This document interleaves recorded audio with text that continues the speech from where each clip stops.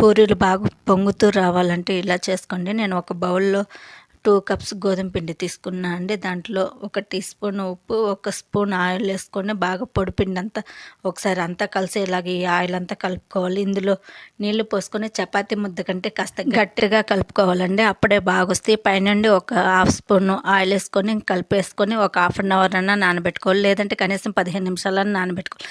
తర్వాత కొంచెం ప్రెస్ చేసి ఇలా చిన్న చిన్న ముద్దలుగా తీసుకొని ఇప్పుడు పూరీలు చేసుకోవాలి. డీప్ ఫ్రైకి సరిపడా ఆయిల్ ఆల్రెడీ స్టవ్ మీద పెట్టుకున్నాం. అవి హీట్ ఎక్కేలోగా పూరీలన్నీ ఈ విధంగా చేసి పెట్టుకోవాలండి. నేను మీడియం సైజ్ పూరీలు చేస్తుండే. నూనె బాగా వేడిగా ఉన్నప్పుడు పూరీలు కాల్చుకోవాలండి. పూరీలు కూడా కాస్త మందంగా చేసుకొని ఉంటేనే బాగా పొంగుతూ వస్తాయండి. ముందే ఇలా అన్నీ చేసి పెట్టుకుని ఆరబెట్టుకొని ఆమెను కాల్చుకుంటే ఇంకా బాగా వస్తాయండి.